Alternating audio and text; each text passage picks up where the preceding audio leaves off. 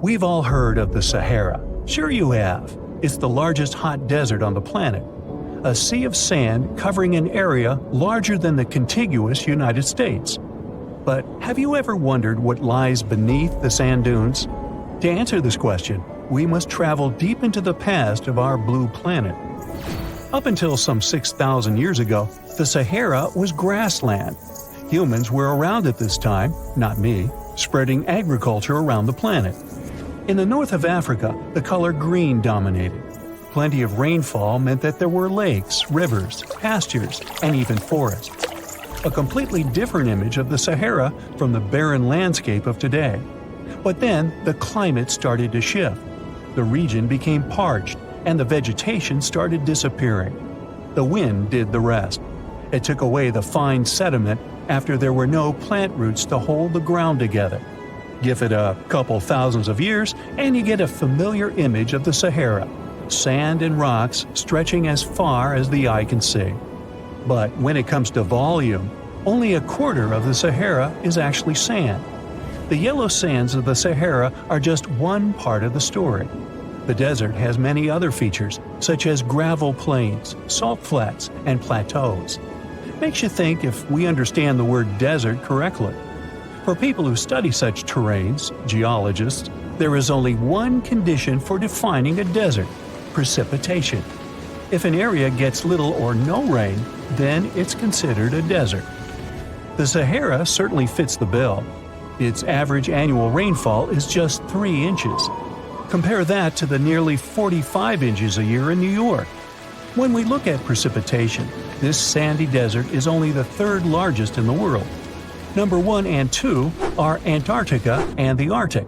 They are larger than the Sahara by millions of square miles. It sounds odd, but there is more than one type of desert. The first two are polar deserts, while the Sahara is a subtropical desert. But the difference in air temperature are staggering. In Antarctica's interior, temperatures plummet to minus 76 degrees Fahrenheit. Compare that to the highest temperature on record in the Sahara of 136 degrees Fahrenheit. But this desert has a cool side. At night, the temperature is roughly the same as the average yearly temperature in Denmark. This hot and cold roller coaster makes it hard to choose the right outfit when venturing into the Sahara. And what about the sand? How deep is it actually? The depth varies between 70 and 140 feet. That's not too deep. If you put the Statue of Liberty in a tall dune, half of it would still stick out of the sand. Its vast amounts in the Sahara were created by aeolian processes. That's Greek for wind. Over time, it blows and shapes the surface of the earth. In dry areas with sparse vegetation, winds erode the ground much faster. That's what happened in North Africa. Under all that sand is the bedrock and cracked clay. If you started digging, you would find the same everywhere on the planet, with one important difference. There is some type of soil covering the bedrock. This is not the case in the Sahara. Because of the arid climate and a lack of vegetation, sand covers the ground below. Over the course of thousands of years, a lot of interesting finds ended up in the desert sand. For example, there are petrified tree trunks. These are essentially preserved prehistoric trees. They date back to the time when the region was lush green. In some places, the trees of this fossilized forest are at least 65 feet tall. The wood is so well preserved that you can still see the texture and knots. There are even fossilized pine cones. In 1992, scientists found glass fragments in eastern Sahara. These canary yellow glass shards were scattered across hundreds of miles. They didn't belong to an ancient civilization, although ancient Egyptians used them to make jewelry. In fact, the breastplate of King Tut had a beautiful scarab beetle centerpiece made from this desert glass. For a long time, scientists were puzzled about the true origins of these fragments. They finally concluded that the glass was around 29 million years old. It is an impact tape. If that sounds like it has something to do with the word impact, you are correct. These rocks are formed when a meteorite hits the surface of the Earth. This generates a lot of heat. Scientists estimate that the temperature needed to melt this mineral was close to 3,000 degrees Fahrenheit. Apart from the regular fine-grained sand, we also have melted sand in the Sahara. But the desert conceals other unlikely artifacts. Shark teeth are a common find in Morocco, which sits in the western part of the Sahara. What are the fossilized teeth of these marine predators doing in the middle of the desert? This part of the world looked entirely different millions of years ago. There was a sea cutting right through what is now a desert. The Trans-Saharan Seaway ran the length of present-day Algeria and Mali. It was around 165 feet deep. That was enough for all sorts of aquatic animals to inhabit it. Large catfish, sea snakes, and of course sharks lived in the area. British archaeologists even unearthed a turtle shell in Mali in the 1980s. For centuries, there was even an entire city hidden under the desert. Timgad was a Roman outpost constructed by the Emperor Trajan around the year 100 in the current era. For various reasons, its residents abandoned it around the year 700. The sands of the Sahara soon engulfed the city. It had remained hidden for nearly 1,000 years. Then, in the 1700s, a Scottish explorer started digging out the city. His team first uncovered a sandstone triumphal arch 40 feet high, similar to the ones we can see in Rome and Paris today. An amphitheater soon popped out of the sand, and it was followed by well-preserved statues of Roman emperors. The Scotsman's find was so impressive that no one believed him at first. It took 2 more centuries for archaeologists to fully excavate the city during the 1950s. The site covers a surface as large as 10 polo fields. The ruins reveal the full mastery of Roman city planning. All the streets meet at a right angle in what is known as an orthogonal grid. You can find the same layout in modern cities such as New York. Historians estimate that during its heyday, 10,000 people called Timgad home. Different nationalities lived here, from Romans to people of African descent. Today, more than 2.5 million people live in and around the Sahara. They are spread across 11 countries in total, and their living space is growing. The desert is 10% larger than it was just a century ago. This process doesn't involve sand pouring out of the Sahara. The ecosystems on the edges of the desert simply change over time. The wind blows the soil away and vegetation dwindles. The perfect conditions for the formation of a desert landscape. These changes are happening in the Sahel, a region south of the Sahara Desert. That's why the African countries have recently come together for a project called the Great Green Wall. The primary goal is to stop the desertification of the Sahel and hold back the sands of the Sahara. Their plan is ambitious and involves planting a wall of trees from the west to the east of the African continent. The proposed forest is not only going to be long, but wide as well. The Sahara and the Sahel share a historic bond. Since antiquity, camel caravans have been making the journey from Africa's Mediterranean coast in the north to the savannas in the south. The golden age of this trade kicked off in the 9th century. The perilous journey took several months to complete. The route was 2.5 times longer than the length of the Grand Canyon. Explorers still find evidence of these ancient caravans hidden away under the sands of the Sahara.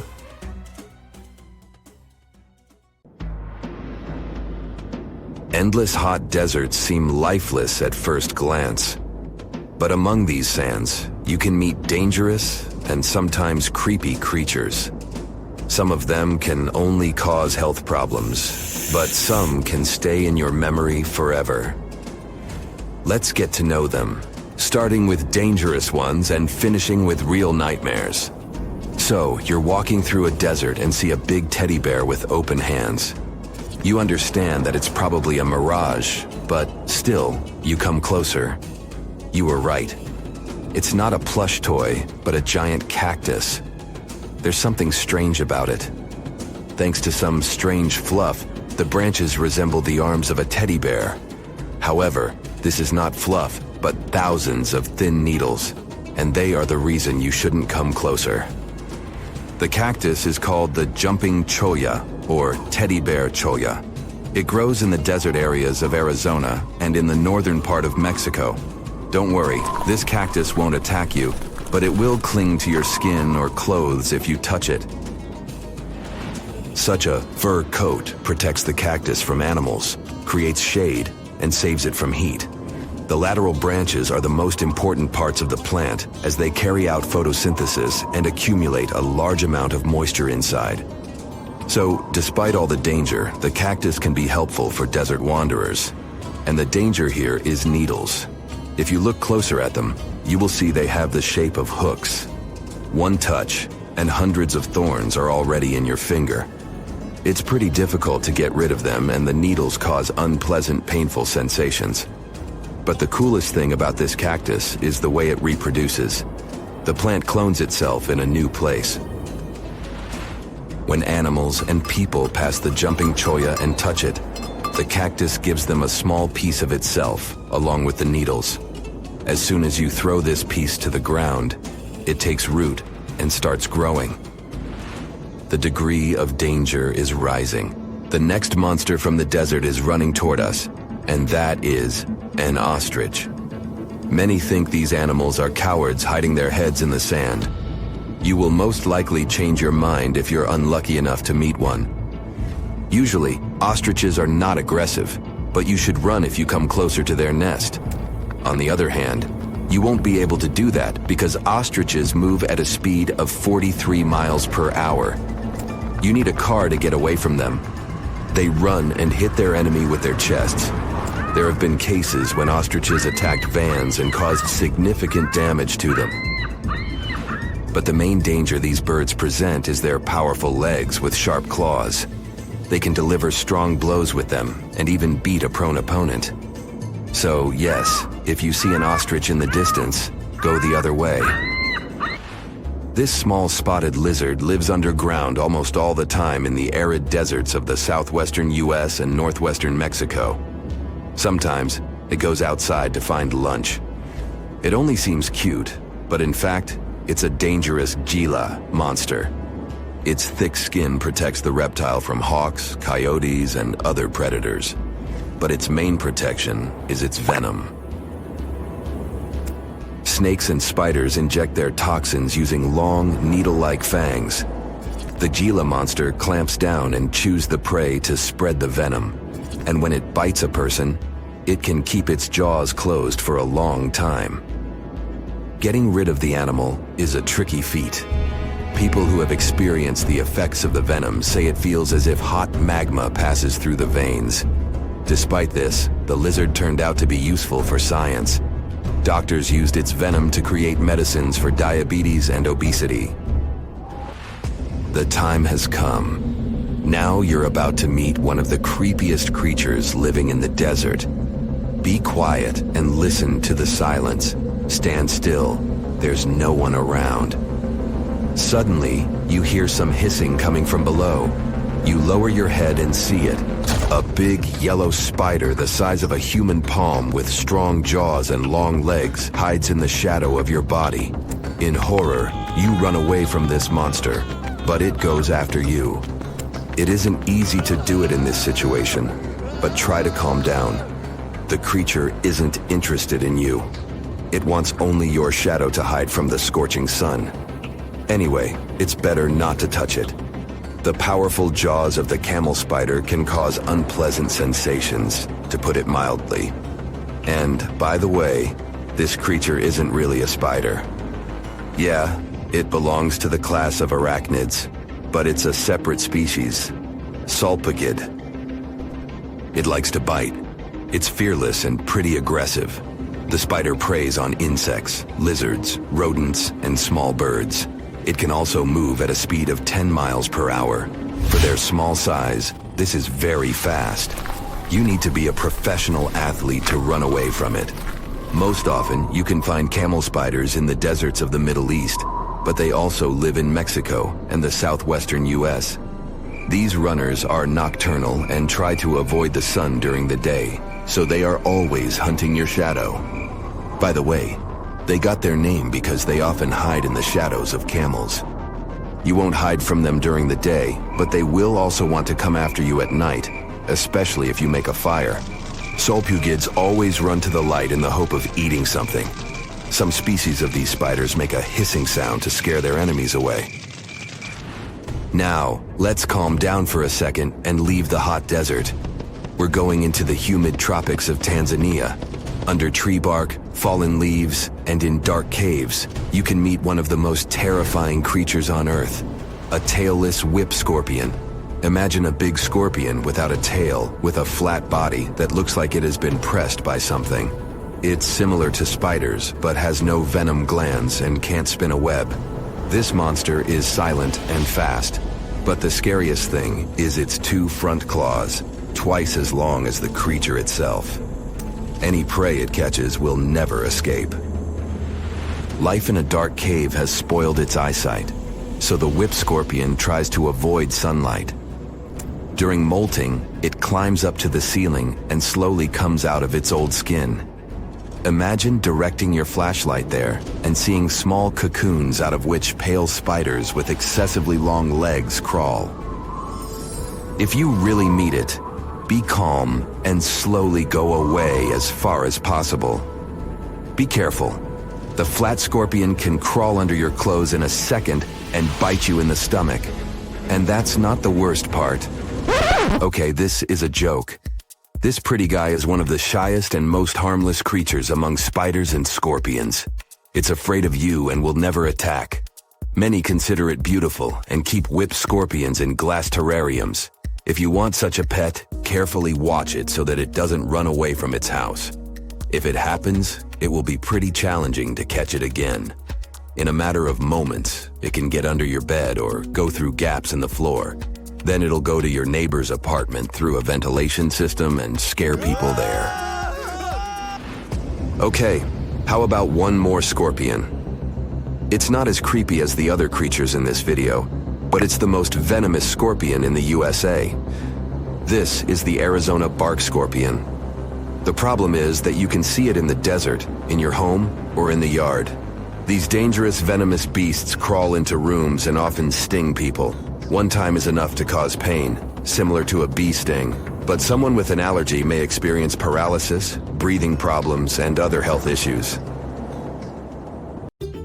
You plan to spend your summer vacation in Africa. The final destination is the Sahara Desert. It's located in northern Africa, stretching from the Atlantic Ocean to the Red Sea. You're excited to ride camels and learn about the region's rich cultures. You hop on an extensively long flight, and finally, you are here. You find yourself in the world's biggest hot desert. Can you believe it's 3 million square miles? You're ready for your first adventure after drinking liters of ice-cold water. The guide gives you a choice. You can spend 2 weeks visiting a collection of oases, or you can help them solve an ongoing local mystery. Deep into the desert, near this Algerian town, lies a mystery begging to be solved. A collection of huge, spotted circles in the sand. There are dozens of them, stretching for miles in a straight line. The circles were first identified via Google Earth images several years ago. People have debated them for years, but no one seems to know the answer. The strange thing is that they are so many miles away from any towns, roads, or human activity. The quickest way to discover the truth behind the circles is asking questions. You grab your notebook and set out to talk to locals. Everyone is helpful in this scenario: geographers, anthropologists, elders, and historians. The first person you talk to is a map expert. You need to understand if those circles were authentic or a satellite glitch. You end up interviewing the people who take Google Earth satellite pictures. The circles are really there. They appear in multiple pictures from many years. Then, let's understand why they are there in the first place. After 2 days of interviews, you have your first lead. The circles could be the result of oil activity. Experts explained why this would make sense. Algeria is a rich area for natural resources, so this would be a sensible guess. Usually, to find out if there is anything worth extracting, companies would undertake seismic surveys. Seismic surveys are a way of analyzing the Earth's surface by sending shock waves into the ground. Depending on how these waves bounce back, you'll know what is located there. A special vehicle could have marked the soil that way. So, did we unravel the mystery? Not quite so. As you know, the Sahara Desert is one of the driest areas on the planet. The average high temperatures in summer are over 104 degrees Fahrenheit. To survive there, people need to find ways of accessing water.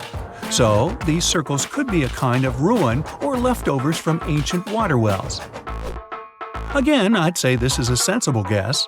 Ready for some fact-checking? Some anthropologists agree that these circles could be ancient fogueras.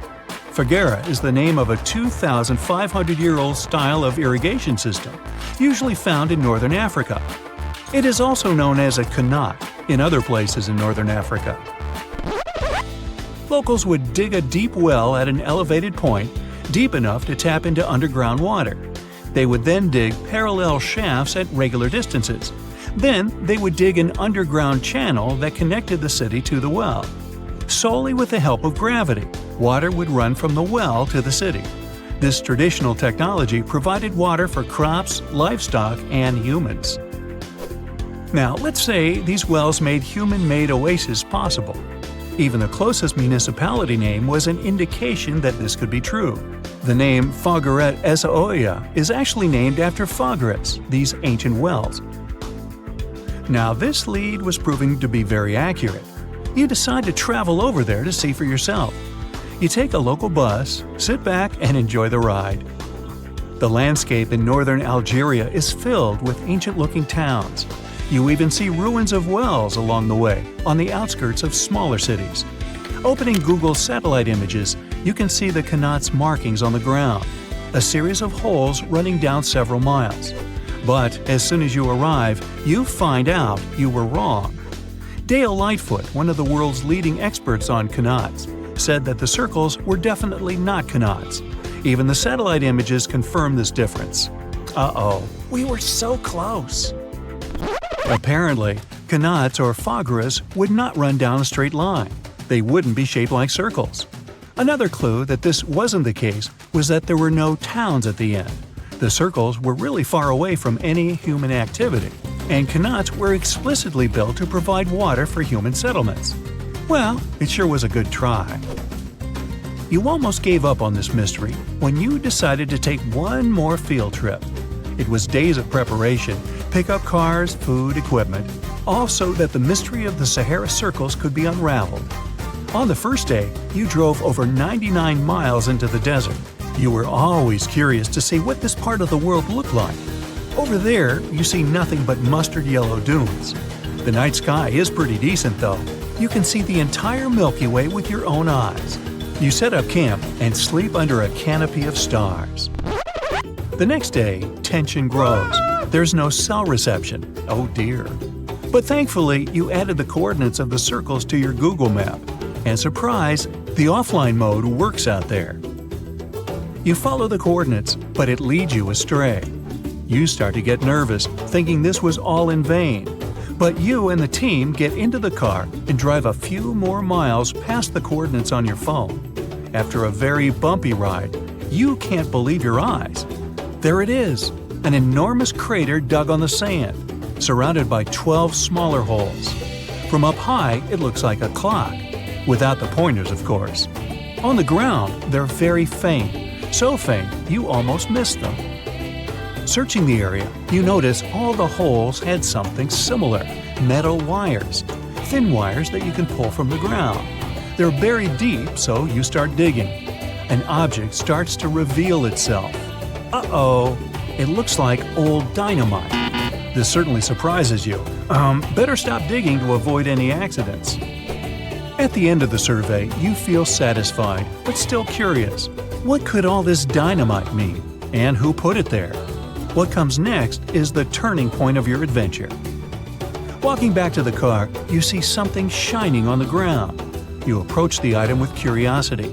It's round and rusty and looks like a sardine can? What's that doing here? Could this give you more clues about the circle's mystery? Just in case, you pick it up and put it in the car. Back in the city, the puzzle pieces start to reveal the story behind the Sahara Circles. You bring photos and the sardine can and show them to local experts.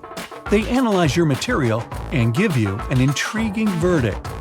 As it turns out, guess number 1 was the closest one to the truth. So, what happened to the first guess? Why do we need to keep digging deeper? Well, because it was only half right. The Sahara circles are not a historical footprint of seismic surveying. Back when the circles were made, this technology didn't even exist. But they sure are related to oil exploration. The dynamite-filled holes were an old method for oil searching. The circles are the leftovers of surveyors looking for resources underground. And the sardine cans? Well, they were left by the workers who held explosion works. You gotta eat, right? According to the model of the can, this happened more or less around the 1950s and 1960s. So these circles aren't even that ancient. More like modern ones, if you ask me. Well. Hope you are glad you tagged along and helped unravel this mystery. See you in the next mystery-solving adventure. Mirror check. You've got your beige parka on, your chisel is packed, and your overnight plane ride to Saudi Arabia is booked. You know what this means, right? Unfortunately, you weren't cast in the remake of Dune. It just means that you're ready to go explore the world's largest desert areas in the hopes of uncovering prehistoric secrets about our ancestors. Let's get one thing straight. If you ever thought that deserts were empty spaces, think again. They might be filled with sand as far as the eye can see, but they also hold a lot of history, you know, because before humans settled down in cities and towns, we were nomadic people, and we traveled all around the globe looking for food, water, and shelter. So we had to come up with some interesting stuff to survive. Like this thing that was found in the desert of Saudi Arabia. Do you have any idea what this could have been? Over many years, scientists have discussed the origins and use of huge structures such as these ones. It seems our Neolithic ancestors were way smarter than we gave them credit for.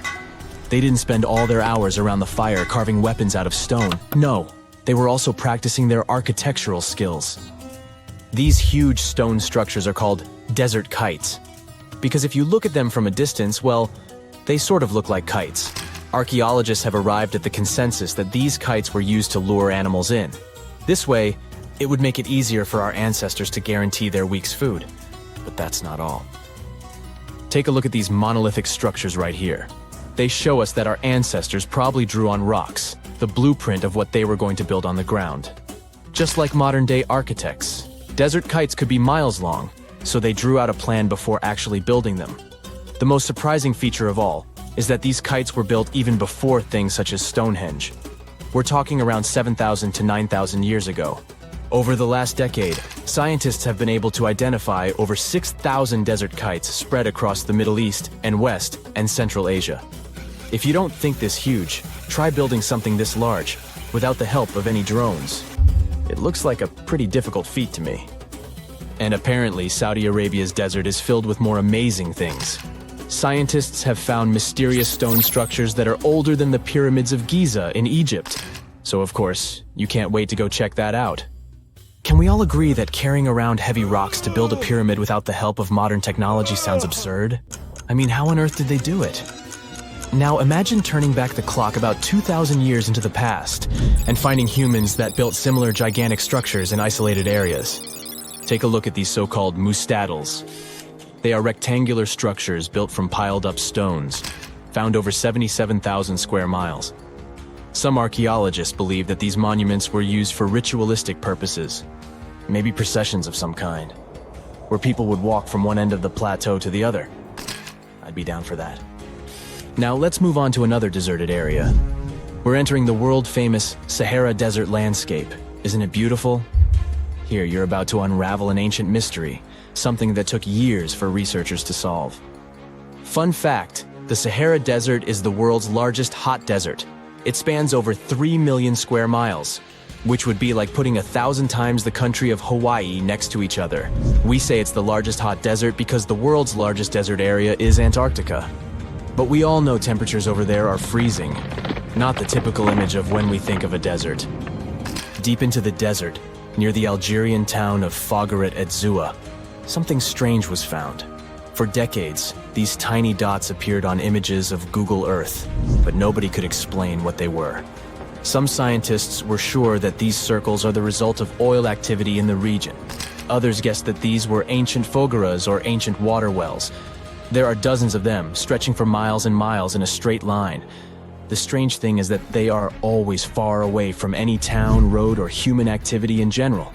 So what was or is their purpose? If you had to take a guess, what would you say? Remember we talked about how our ancestors had to be creative in order to survive in the desert?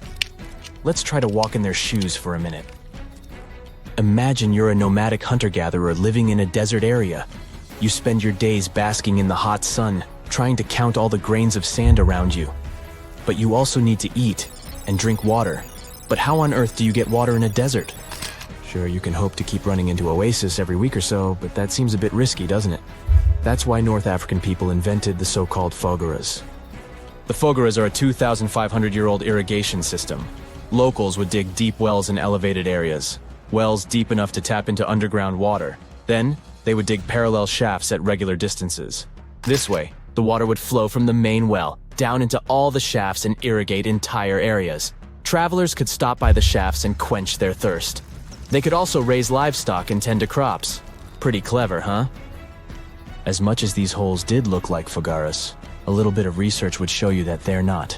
You see, these shafts were built in a line, and not in a circular shape like the ones we're looking at now. So maybe it has something to do with the second option? Maybe these desert holes were related to oil activity in the region?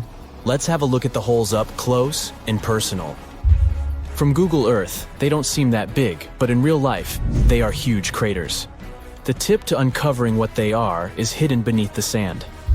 If you were one of the researchers originally uncovering the truth behind this mystery, you would have found something unique hidden in the sand: old dynamites and vintage sardine cans.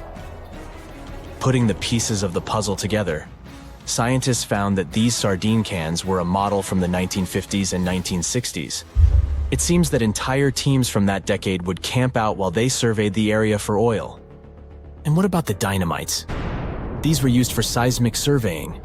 This is an old technique, used to identify if there is oil and gas beneath the Earth's surface. Still in North Africa, you find out about another desert mystery worth exploring. Near the city of Tiaret, southwest of Algeria's capital, one runs into 13 peculiar monuments. These structures are also called jedars, and yes, I am aware of how much that may sound like a Star Wars reference. They are pyramid-like in their shapes, and as far as scientists know, they were used as final resting places for the people who lived in the region. Can you guess who these were? Most likely the Berber nomads. And since we're talking about ancient stuff, they were probably built between the 4th and 7th centuries CE. Once scientists began to explore the insides of these monuments, they found they were pretty big inside. They found large underground vaults, chambers, and labyrinth-like corridors that gave way to over 20 compartments. It could take you up to 2 hours to walk around in them, and apparently our ancestors also used its walls to depict images of animals and hunting scenes. There's no definite proof of what these jedars were used for, though. This is so neat, huh? I'm sure that our world's desert is filled with many more mysterious things for us to unravel. I guess I'll see you next time so that we can continue our explorations. Imagine a planet where every breath you take electrifies your body like a shot of espresso. The sky above you is an intense shade of blue, while colossal trees stretch towards the heavens, their vibrant green leaves growing at an astonishing rate. Daily exercise becomes a thrill like no other. With the abundance of oxygen, you become a supercharged version of yourself. Running feels effortless as you dart across the landscape, lifting weights that would normally seem impossible. It's as if the world itself is infused with a surge of energy. Everything is moving faster. The wildlife surrounding you is equally affected by this oxygen overload.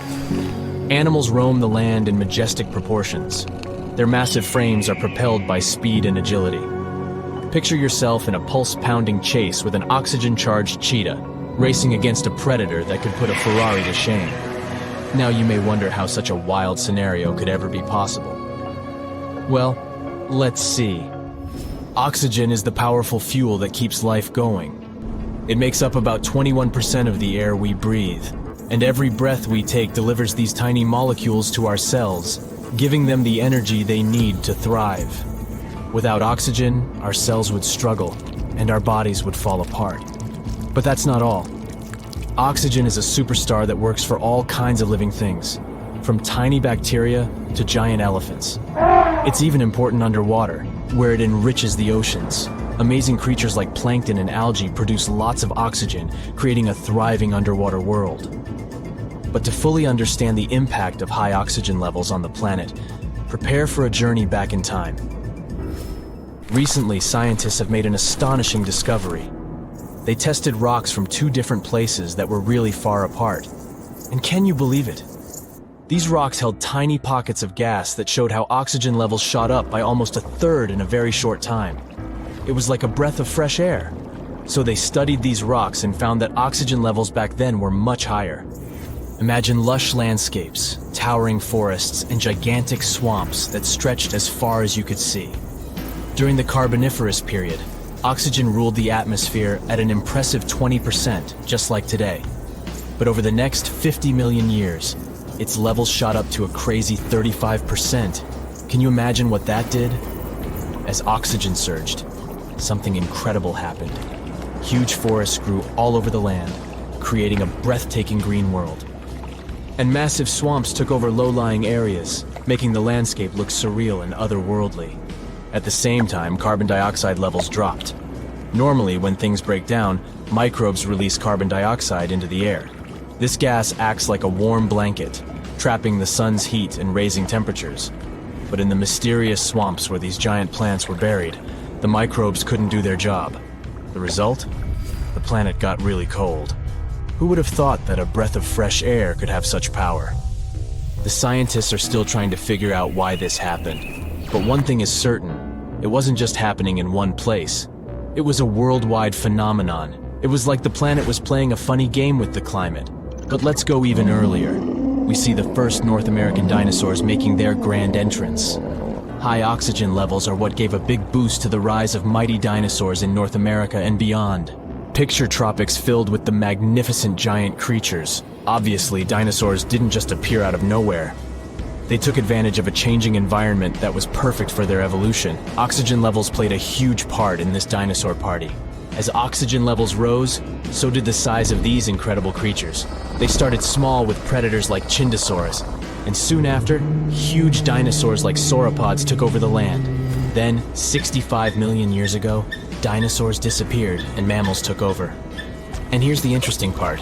Mammals never grew as big as dinosaurs. So what's the explanation for this? Mammals, and humans are mammals too, by the way, are special because we can regulate our body temperature. But that comes at a cost. We need a lot of energy to stay warm compared to reptiles and dinosaurs. Dinosaurs didn't bother with temperature control, so they could focus on growing big. The biggest dinosaurs were 10 times larger than the largest mammals. It's like a game of anything you can do, I can do 10 times bigger. Dinosaurs might have had similar limitations with their sizes, but those were much less strict. Before the dinosaurs' extinction, mammals were very small. Many mammal species disappeared along with the dinosaurs. But survivors took advantage of the open ecosystem and rapidly diversified into various body sizes. However, after 42 million years of growth, mammals reached a size plateau. This happened on all continents, most likely because of the temperature and land area. Colder environments allowed mammals to grow larger. Balancing body size and heat became challenging. Land area also played a role in sustaining big populations. But making animals bigger isn't the only thing high oxygen can do. This humble gas is a true jack of all trades. It also acts as our loyal bodyguard, protecting us from harmful UV rays and other dangers from space. Without oxygen, we would be defenseless against space threats. Oxygen also has a fascinating role in shaping the weather. It teams up with its other atmospheric buddies to make the sky go wild with tornadoes, hurricanes, and thunderstorms. They mix and mingle in the air, creating just the right conditions for these exciting weather adventures to happen. And these adventures can be dangerous, but they serve an important purpose. They help distribute nutrients and organic matter, carrying soil, leaves, and debris to new places. So what if we decided to mess with nature and crank up the oxygen levels to crazy heights, 30%, 40%, or even 50%? Well, too much of a good thing can become dangerous. Oxygen toxicity is when too much of this gas causes big problems. It's like eating loads of candy. It's fun at first, but soon enough you'll regret it. Surprisingly, an overdose of oxygen can leave you struggling for breath, like a tired dancer in desperate need of a break. At first you might feel a burst of energy, but it doesn't last. Dizziness sets in, as if you've been spinning on the dance floor for hours without stopping. In extreme cases, too much oxygen can even harm your body, making you feel like you've crashed into a huge truck. So while oxygen is always with us, giving us life, it's important to appreciate its delicate balance. Don't put on your special breathing gear. Also, we wouldn't be the only creatures to suffer from this oxygen extravaganza. Mammals, for example, will struggle to adapt to these extreme levels. The balance of power among species will change drastically, and winners and losers will fight for survival in a world that's spinning out of control. And we'll need stronger shelters to deal with these gigantic animals. We'll have to stay nimble and avoid danger. Amidst all the chaos, there will be astonishing adaptations. Birds will fly higher than ever before, reaching heights that would amaze even the clouds. Also, get ready for more natural disasters and delicate ecosystems hanging in the balance. Fires will start quickly and rage fiercely, making wildfires a constant threat. Even a small spark from a campfire could cause disaster. We'll need to rethink our cooking and heating methods to stay safe in this oxygen-filled world. But let's not forget the other side of the oxygen story. If we had a planet with low oxygen, only around 15%, we would face a completely different struggle. Every breath would be difficult, leaving us tired and struggling for air. Physical activity would become extremely hard, and our memory and focus would suffer. So let's be grateful for the oxygen levels we have now. They're the perfect balance for us to thrive. In this exhilarating journey through an oxygen-rich world, we've experienced breathtaking wonders and discovered the delicate balance of our planet. Let's cherish the magic in every breath, respect the interplay of oxygen and life, and embrace the thrill of this remarkable ride called life. You decided to go scuba diving for the first time. The water is clear and the sun is shining on the seabed. You take a few selfies and the fish swimming by when suddenly, the ocean goes pitch black. You look up and, oh my, what is that gigantic animal? It's definitely not a shark, not a whale. Is it a turtle? Yup, but fear not, it's not gonna hurt you. If you had lived on this same Earth about 72 million years ago, then maybe this could have really happened to you. Scientists have recently found the fossils of a gigantic marine turtle that could have grown as big as 12 feet. If you don't have any idea of how big that is, let's see some examples. That's the average length of a hippopotamus, 6 golden retrievers, or 2 Michael Jordans stacked on top of each other. The turtle's scientific name is an homage to that old-school sea monster called Leviathan. Maybe you remember this from old-school history lessons.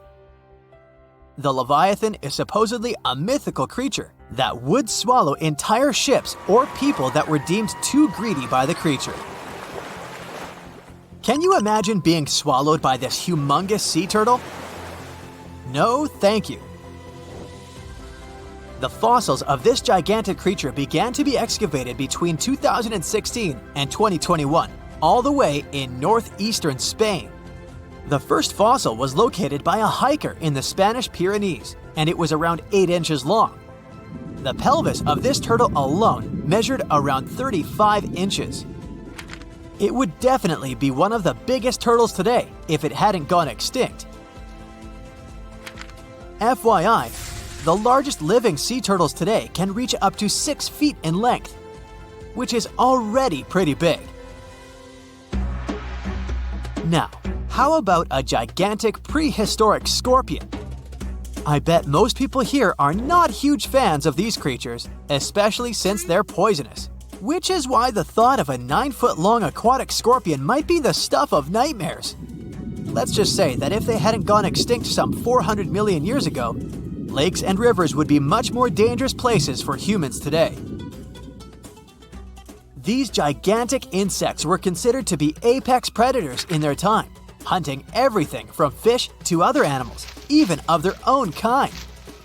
Yikes! I got goosebumps just imagining these creatures. Should we thank the asteroid that hit our planet now or later on in this video? Another prehistoric animal that would shock humans if it were still alive is the so-called Megatherium, a gigantic sloth. This huge sloth is believed to have grown up to 20 feet long, and its weight could be up to 8,000 pounds. It was found in the woodlands and grasslands of South America. The creature used to stand on its 2 feet in order to reach leaves on high branches. These giant sloths had huge claws. They helped them climb trees. I gotta say, I feel uncomfortable imagining these elephant-sized sloths climbing trees. Oh, of course, some dinosaurs will make our super-sized creatures list. But before that, here's a fun fact. Did you know some dinosaurs are still alive today? Scientists have proven that birds are classified as theropod dinosaurs. Such infamous creatures as the T-Rex and Velociraptor belonged to this group. I'm sure you've heard these names even before you watched Jurassic Park. The Velociraptor is that scary dino that breaks into the kitchen. Well, they evolved, gained some feathers, and turned into various species of birds we know today. That means that any bird from chickens to those little blue ones is a direct descendant of dinosaurs. Now, does the name Spinosaurus ring a bell? You can see this huge dinosaur in some museums today. Its fossils, I mean. The Spinosaurus was one of the biggest land predators to walk Earth. Actually, to walk its land and water, since scientists believe that this dino was semi-aquatic. It fed mostly on meat, which means humans would be its natural prey if it lived today. This meat-eating dino lived around 90 to 100 million years ago. It was about 60 feet long, 12 feet high, and weighed up to 22 tons. Its head was around the size of 8 bowling balls and was shaped like a crocodile's face. Basically, the Spinosaurus was a big African elephant with the face of a crocodile. Just kidding. But that would look funny though, wouldn't it? A much more attractive dino was this guy. It's considered to be the largest dinosaur that has ever lived on our planet. What made it so big was its extremely long neck and very long tail. You wouldn't want to stand behind this creature, believe me. If it decided to swish its tail, you'd get catapulted very far away. This creature lived around 100 million years ago, and its fossils were first found in Argentina around 2012. The dino measured 120 feet from head to tail, which made it almost as big as an American football field in width. And have I mentioned it weighed almost as much as a space shuttle? A staggering 75 tons.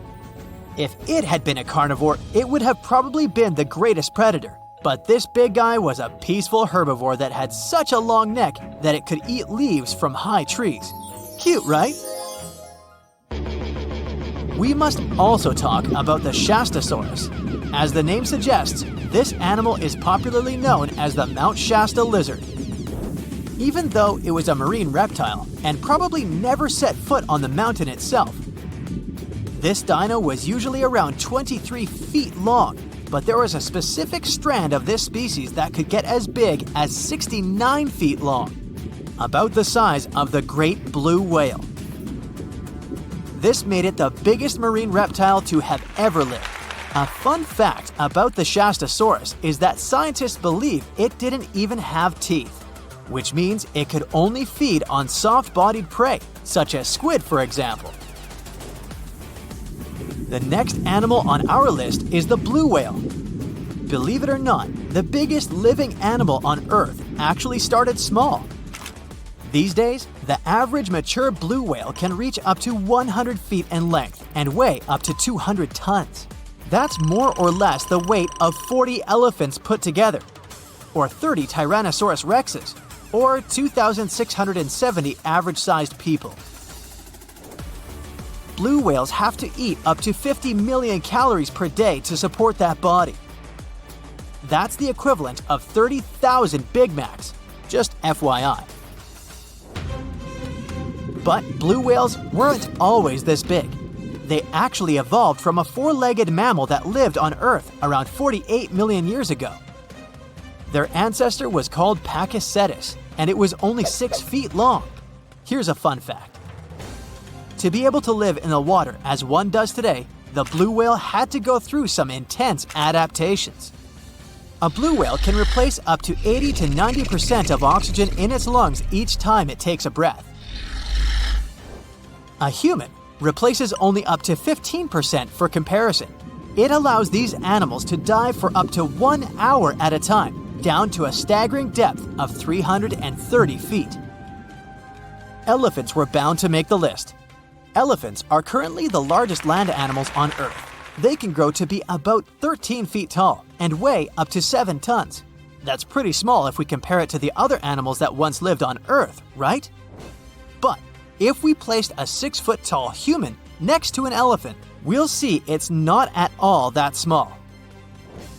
African elephants are bigger than their close relatives, Asian elephants, and they have a similar lifespan to humans, up to 70 years. Pokemon might have made us collectively wish that salamanders were real-life dragons, although they're not. They can still be pretty cool though. There's a giant species of salamander that is known to be the largest living amphibian. They can grow to be as long as a regular-sized human, reaching up to 6 feet. I bet that wouldn't be a pleasant underwater encounter.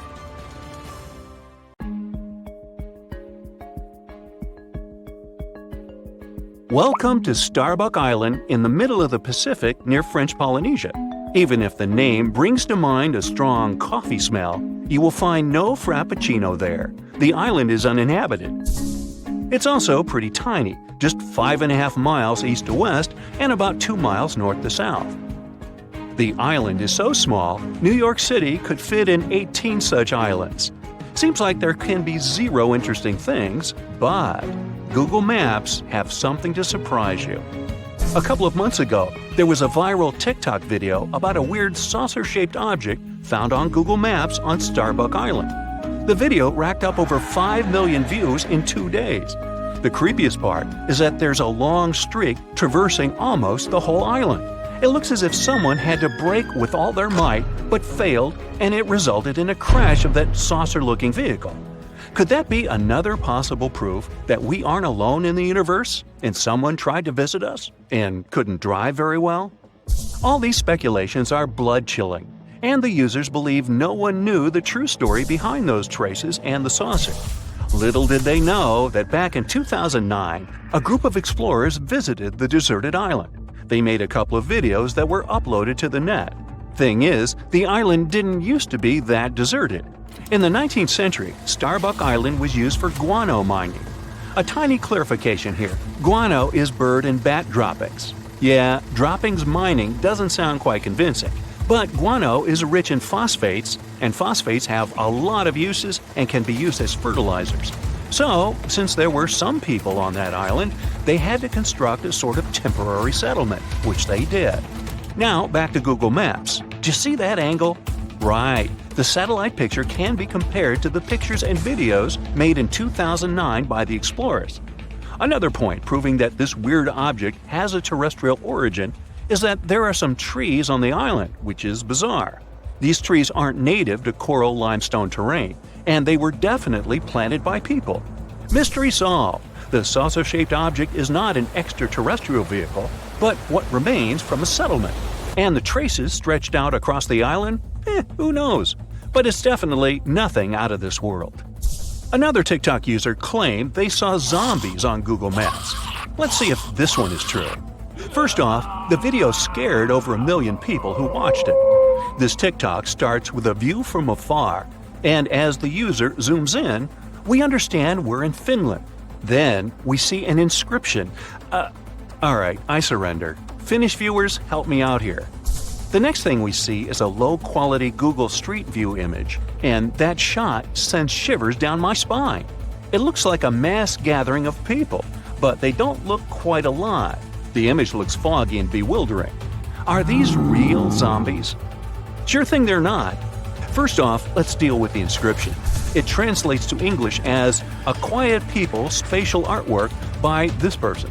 So, he is a Finnish dancer and choreographer and intended the silent people artwork to be part of his performance. But now it's an independent art piece. Fun fact, the silent people figures get changed twice a year, in the fall and at the beginning of the summer. They get all the clothes from donations. Bang! Another myth debunked. Right side 2, TikTok myths 0. Right, now take a look at that pic. Anything weird you've noticed? Right, it's a 3-legged girl. The satellite picture was taken in Croatia, but there's nothing to worry about. These are nothing but Google Maps issues. Thing is, the technology used for Google Maps purposes has a curious algorithm. Each object gets photographed several times, and then the resulting photos are stitched together to achieve the most accurate image. In most cases, it works, but sometimes it seems like the technology tries too hard, and it results in extra details and sometimes extra limbs people have in the photo. And if we're going to have a 3-legged race, then I'd bet on her. There's nothing that can escape the all-seeing satellite eye, right? On September 20th, 2022, a TikTok user posted a video about a plane found underwater on Google Earth app. The plane was found off the coast of Crooked Island in the Bahamas, not far away from Colonel Hill Airport. Now, let's see if that's true. The first thing we should keep in mind is that even Google Earth Help themselves admit the fact that the pic found in the app may be the result of several photos, either satellite or aerial, taken on different days and even in different months. The result of stitching might sometimes be a bit unpredictable. Remember the 3-legged girl? How could we forget? So, as you may have already guessed, this photo is nothing but stitching. The area with that plane was photographed multiple times in 2004 and 2005, then it was photographed 8 times in 2015 and a couple of times later. The most probable reason for this photo being on Google Earth is that these are the 2015 shots combined together. They say the reticulated python is the largest snake in the world and can reach a whopping 20 feet in length. There's a record of one such python found in 1912 that reached 32 feet in length. However, users found an even more staggering snake on Google Earth. On March 24, 2022, another mind-blowing video was posted on TikTok. The video got over 200,000 likes. Imagine the views! This time, the user claimed that a megaskeleton of the extinct Titanoboa was found on Google Maps somewhere in France. It was hard to judge from the image, but the skeleton was estimated to be about 100 feet long and could have certainly been the longest snake that ever existed, if the snakes had had such a skeleton in reality. So it's the number one reason why this one is not a snake. You see, snakes have somewhat thinner ribs, and the skeleton in the picture looks way more massive. Another curious thing about this skeleton is that it turned out to be made of steel. See what I'm driving at? It's not a real skeleton, but a stunning 425-foot-long art installation. It's called this French name, which means ocean snake in French. The installation was created by a Chinese artist, Huang Yongping, and it's free to visit. The cool thing about this installation is that it only appears with tides, so it looks like a real archaeological excavation. Well, the artist made a monkey out of millions of users. If you ever travel to France, you can go check this extraordinary piece of art. It's located in this place, not far away from that place. Sometimes, Google Maps shows something that never existed. Meet Sandy Island. For a long time, it was believed to be located near New Caledonia in the eastern Coral Sea. It all started when Captain James Cook included it in the charts back in 1774. He never visited it, but it was later included in several more charts as a precaution against reefs. At the time, it was standard practice.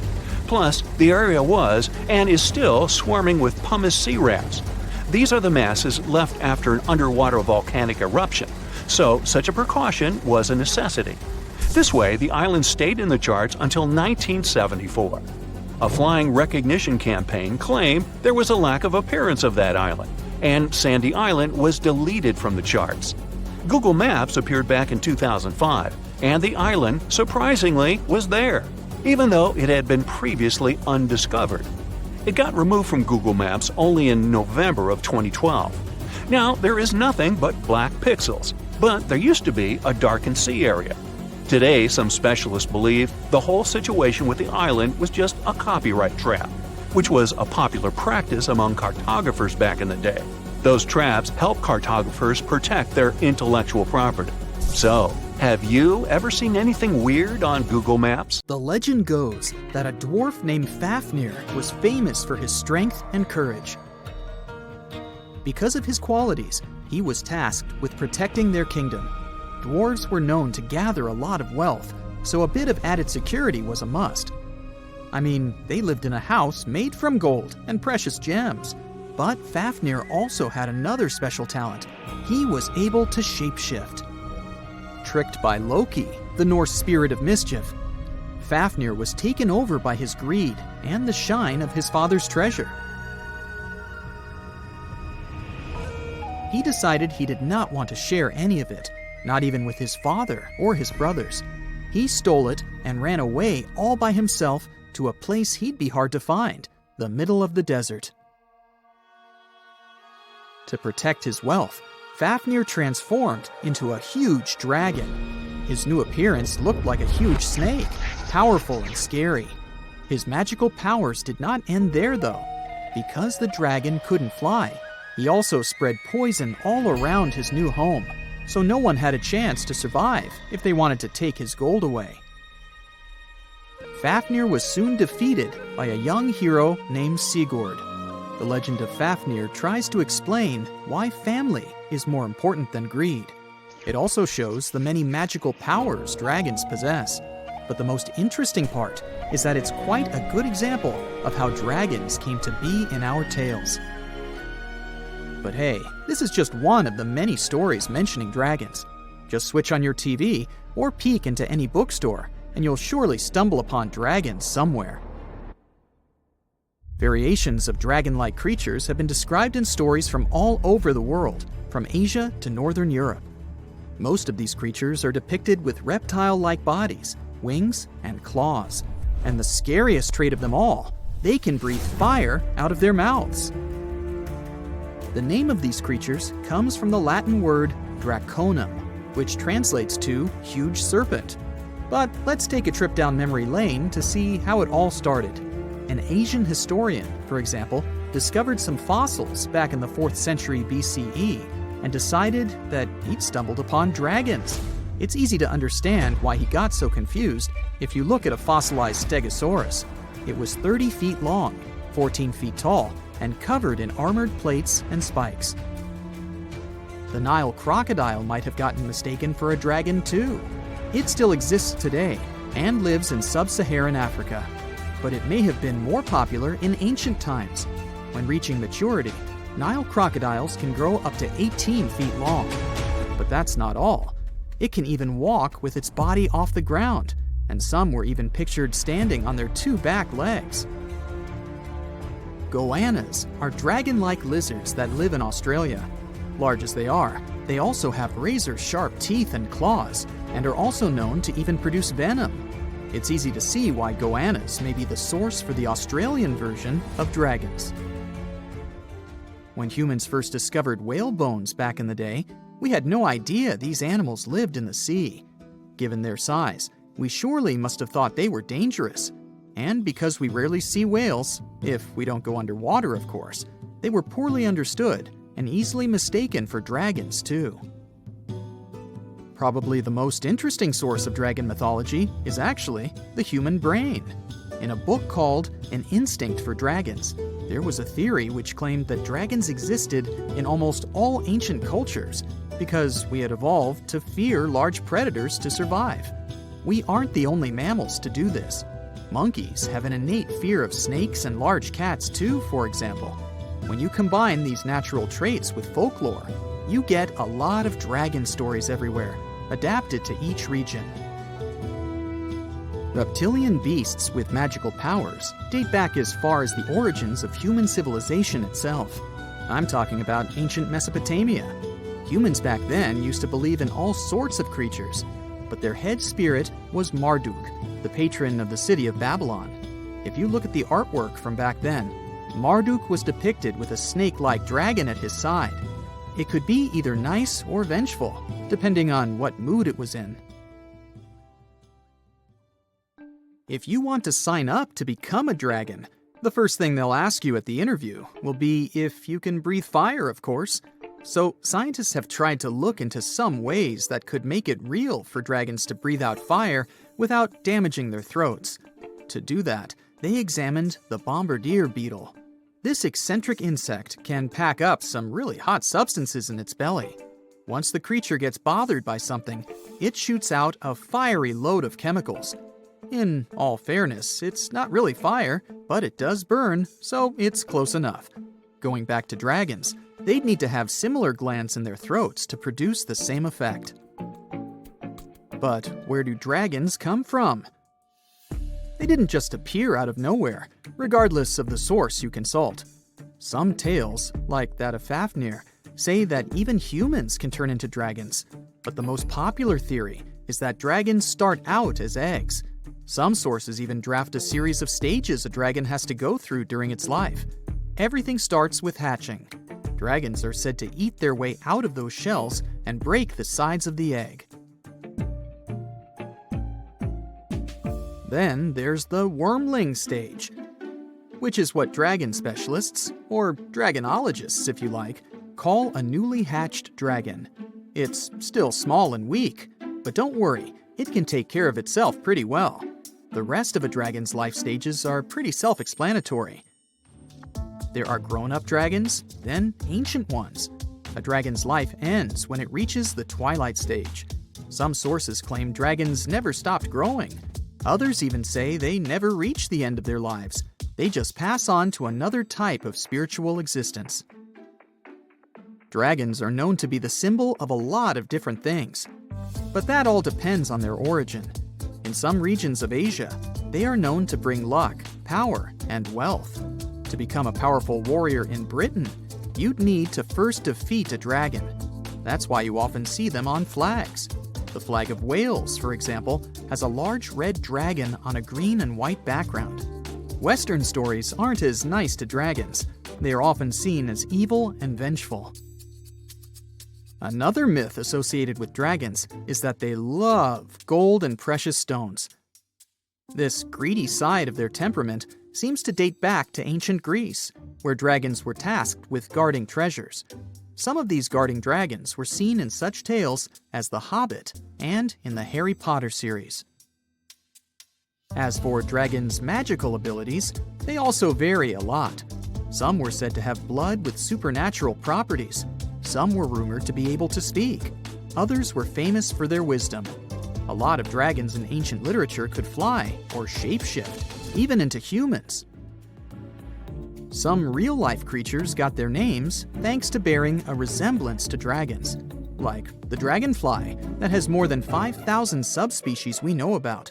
It got its name from folklore tales, as Europeans in the Middle Ages saw it as an evil insect. Dragonflies were accused of some really nasty things, like biting people's eyes and mouths. But the creature that resembles mythical dragons most is a reptile called the flying dragon. They're seen in wooded areas of Southeast Asia. They don't really have wings per se, but parts of their ribs are elongated to support some extra skin that allows them to leap through the air between trees. Those wings are also brightly colored and contrast with their brown bodies. Summers in the Middle East get so hot that they change the landscape dramatically and make entire cities resurface from the past. That's what happened in 2018 when the city built by a mysterious empire on the Tigris River was finally released from its water trap. Archaeologists rushed to the location as they didn't want to miss a rare chance to excavate the site and learn more about the history of the place. They believe they've found the Bronze Age city Zakiku, founded over 3,000 years ago and fully submerged in the 1980s when a dam was built in its place. It used to be a busy hub for the Mitanni Empire for caravans on the popular trade route. It had water, which is a rarity in the area, and it was a guarantee for success. We know very little about the once powerful empire, as scientists haven't found any written chronicles in the excavated sites. That's why the archaeologists were thrilled to find an entire palace for the local ruler. Several years later, when the area became free from the water again, they found some fortifications to protect the city from foes. The highlight of their expedition was finding a huge public storehouse for trade goods and harvests, piles of wheat and barley, and imported metal and wood. Bread was the staple food for the locals, and they also loved big pots of vegetable soups and stews for lunch. Each household kept sheep, goats, cows, and pigs, so they had a steady source of milk and meat for special occasions. All the constructions found so far were built from bricks molded from mud. The walls that were underwater for over 40 years are so well preserved as if they went down yesterday. The royal palace stands out as it's larger than the other constructions, has thicker walls, and even pavements made of baked mud bricks that were sealed to be waterproof. The local king must have been in good relations with the emperor of the larger empire, of which Akiku was dependent. Traders who lived in the city collected wooden beams and took them to storehouses. The beams arrived down the Tigris River from the forests in the mountains in the north and east of Mesopotamia. Merchants came here to sell their goods and then crossed the Tigris on their way to the borderlands. Zakiku was thriving as a center of commerce for about 6 centuries until it was hit by a massive earthquake in 1350. Archaeologists found 5 ceramic vessels holding over 100 clay tablets made close after the earthquake. It's almost a miracle that small tablets of unfired clay managed to survive underwater for decades. People who created those must have carved notes on clay while it was still wet. They wrote about anything, from newly stored harvests to notes for other kingdoms. Then they would let the message dry in the sun. Scribes even had to learn a different language so that everyone outside the city could read it. Scientists believe the tablets they found used to be part of a private archive. They hope to decipher the notes to learn more about the history of Zakiku and the whole empire after the terrible earthquake. The damage to the buildings was so enormous that it was impossible to restore Zakiku to its former glory, and if there had been any survivors, they must have left the city. Several decades later, the Assyrians, who also lived in Mesopotamia, settled here. They built their houses on the ruins of the abandoned city and used whatever structures they could find from the previous residents as outer walls. But they stayed here only for 50 years, then decided to build a new capital on more fertile soil to make some good cash from agriculture.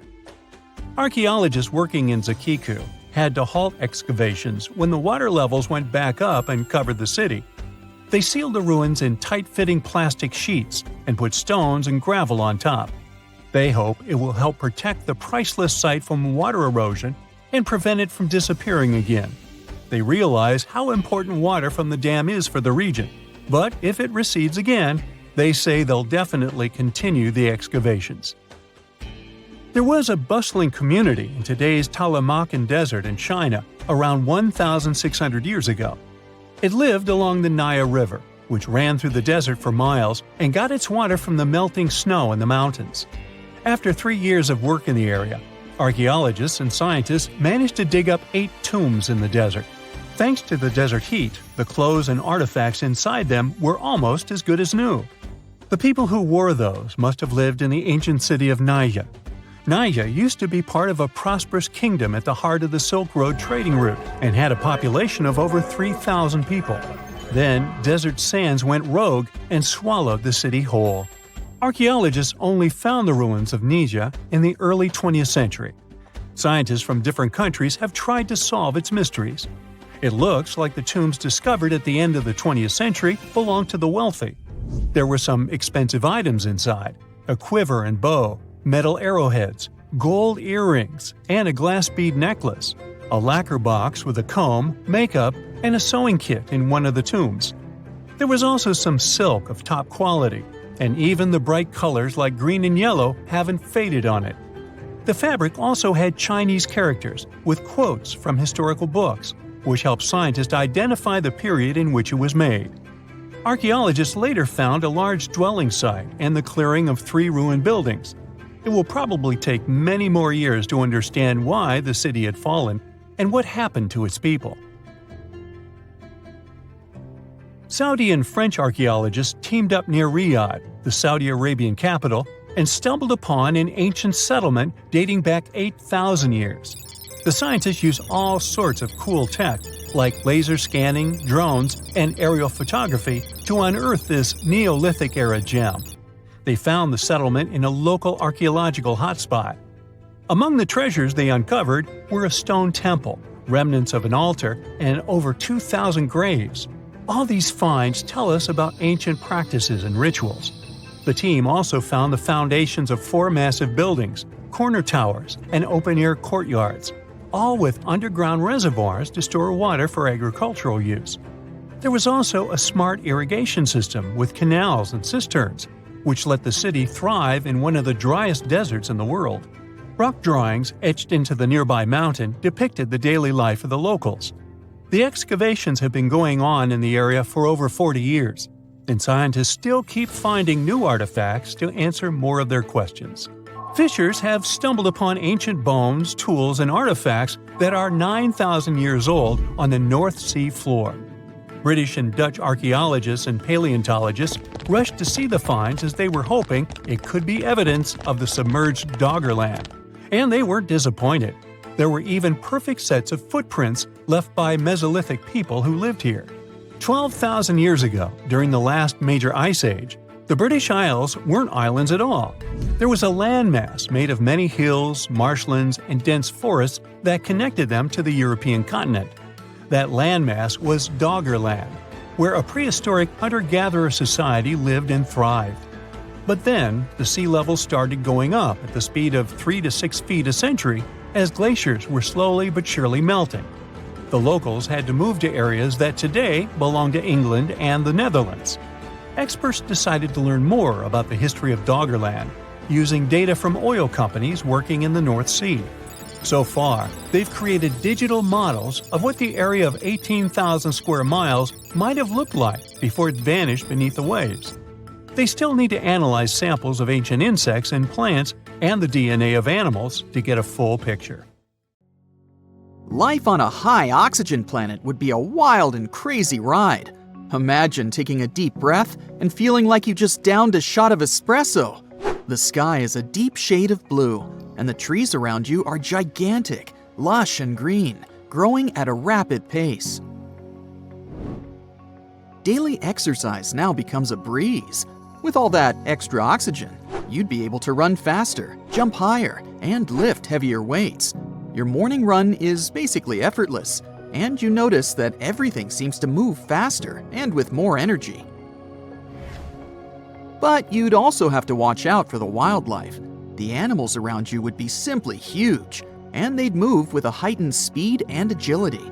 Imagine getting chased by a cheetah that's hopped up on oxygen. It'd be like running from a Ferrari with legs. But how is this even possible? And how would high levels of oxygen affect the evolution of the planet and our life in general? To answer this question, you need to understand how oxygen works. Oxygen is like the fuel that powers the engines of life. It's a gas that's all around us, making up about 21% of the air we breathe. And don't let that small percentage fool you. Every time you take a breath, these little molecules get top priority access to your body's cells and help them produce energy. Without oxygen, your cells wouldn't have the energy they need to function properly, and your body would start to shut down. Oxygen is also incredibly versatile. It's used by a wide range of organisms, from tiny bacteria to massive elephants. It's even in the ocean. Marine organisms like plankton and algae produce a ton of oxygen, keeping the underwater world thriving. And not only is it a crucial component of life on Earth, it's also a fountain of youth. Oxygen keeps our skin glowing and our minds sharp. So don't forget to walk in the fresh air more often. But that's just the beginning. Oxygen is quite a multitasker, doing a bunch of different jobs at once. For starters, it's like the janitor of the atmosphere, cleaning up all the nasty pollutants and keeping the air fresh and clean. It's also the bodyguard of our atmosphere, protecting us from harmful UV rays and other dangerous cosmic stuff. Without it, we'd be like sitting ducks in the face of space radiation. And let's not forget about the impact of oxygen on the weather. It's like the puppet master, pulling the strings of the atmosphere and creating all sorts of wacky weather patterns. Tornadoes, hurricanes, thunderstorms, they're all just a product of oxygen doing its thing. And sure, these things are incredibly dangerous, but they also help redistribute nutrients and organic matter by lifting and transporting soil, leaves, and other debris to new areas. So they low-key help fertilize soil and provide nutrients for plants and other organisms. As you can see, the little oxygen molecules are working hard to keep everything in check. So what would happen if we suddenly raise the levels up to 30, 40, even 50%? Actually, too much oxygen can become very dangerous for us. There's such a thing called oxygen toxicity. It can lead to a range of pretty bad symptoms and even the worst of outcomes. It's like eating too much candy. It might taste good at first, but you'll regret it later. It may sound surprising, but if you get too much oxygen, you'll be out of breath. You might feel great at first, but pretty soon you'll start feeling dizzy, like you've been dancing for hours without taking a break. Also, high oxygen levels can be downright toxic to your body. It can leave you feeling like you got hit by a truck. In fact, something similar happened on Earth many years ago. For example, this kind of environment existed during the Carboniferous period, when plants first began to take root on land. At that time, oxygen made up 20% of the atmosphere, about the same as today. It continued to rise over the next 50 million years, reaching levels as high as 35%. It had some pretty profound effects on the planet. Around 300 million years ago, massive forests sprang up on land and huge swamps dominated low-lying areas. But as these giant plants decayed, something strange happened. The level of carbon dioxide in the atmosphere suddenly dropped. Normally, when something decays, microbes break it down and create carbon dioxide. This gas helps us to trap the sun's heat and makes the planet warmer. But when these giant plants were buried under the deep swamps, microbes couldn't do their magic. All this made our planet much cooler, in a temperature sense. Who knew that something as simple as a breath of fresh air could have such a big impact? But this period of life on Earth helped us understand what our planet would look like if the oxygen level on it was much higher. And here's what we learned. We've already talked about the initial boost of energy and the exhaustion that follows, so we might need to wear special masks or equipment to help us breathe comfortably. Such an environment could also help you heal faster. It's like having a team of tiny doctors inside your body. But the downside is that it could also make you more susceptible to certain diseases and illnesses. So we're maintaining a balance then, I guess. And with all that oxygen, we'd have some pretty spectacular sunsets and sunrises to enjoy. The extra oxygen in the atmosphere would scatter light in new and interesting ways, creating breathtaking displays of color in the sky. And it's not just humans that would be affected. Plants and animals can also experience some wacky effects. Plants might grow like they're on steroids, reaching towering heights, like the beanstalk from that fairy tale. Imagine how much food we'd be able to harvest. Giant trees and crops could provide us with more sustenance than we've ever had. And animals might experience some crazy mutations. The oxygen-loving species, like insects and arachnids, would be the winners of this situation. They would simply thrive in such a world, growing bigger and stronger than ever before. So if you've ever been terrified of a giant spider that you found in the house, Just imagine what it would be like if it were 5 times bigger. But for species that have adapted to lower oxygen levels, things don't look that great. Mammals, for example, would have a pretty tough time. This could lead to a shift in the balance of power among different species, with some thriving and others struggling to survive. Overall, we could see some seriously cool adaptations, like birds developing the ability to fly higher than ever before. Dealing with huge animals could be both exciting and challenging. We'd probably have to build stronger shelters and try to stay out of their way. All this could also lead to increased natural disasters, as well as damage to ecosystems and wildlife. Fires would ignite quickly and burn fiercely, making wildfires a constant threat. Even a simple spark from a campfire could potentially lead to disaster. We might need to rethink our cooking and heating methods to avoid any accidents. By the way, if we lived on a planet with less oxygen, say about 15%, we would also have a hard time. For example, our bodies would have to work much harder to obtain the same amount of oxygen as they do on Earth. We would probably experience fatigue and shortness of breath much more quickly, and physical exercise would be much more challenging. We could have some problems with memory and concentration. So the amount of oxygen we have now is the most ideal. Let's appreciate it. As you can see, living on such a planet would be a real roller coaster. It would require some serious caution. But as long as we were careful, we'd be able to enjoy the benefits of all that extra oxygen in the air. Just be prepared for some wild and wacky effects along the way. Australia used to have its own giants. Those were huge animals that could have dwarfed anything living on this continent these days. Scientists found the remains of many of those ancient creatures in the Narracuta Caves in South Australia, 4 hours away from Adelaide. It's a lovely region, but it can be treacherous. Watch out for holes the ground is pocked with. Known as pitfall traps, many of them are no wider than a coffee table. They're deep and plunge into the darkest of caverns. One of such caverns is called Victoria Fossil Cave, and it's a treasury that's been hiding the bones of around 45,000 animals for centuries. Some of the oldest bones belong to creatures far more terrifying than any animal you can encounter today. Those were the ancient Australian megafauna, huge beasts that roamed the continent during the Pleistocene epoch. During those, there were giant snakes, huge flightless birds, wombat-like creatures the size of a rhinoceros, and many others. One of the largest examples of the Australian megafauna scientists have discovered so far is the Diprotodon. That giant herbivorous creature was 10 feet long and 6.5 feet tall, and weighed more than 6,000 pounds, about as much as a small Asian elephant.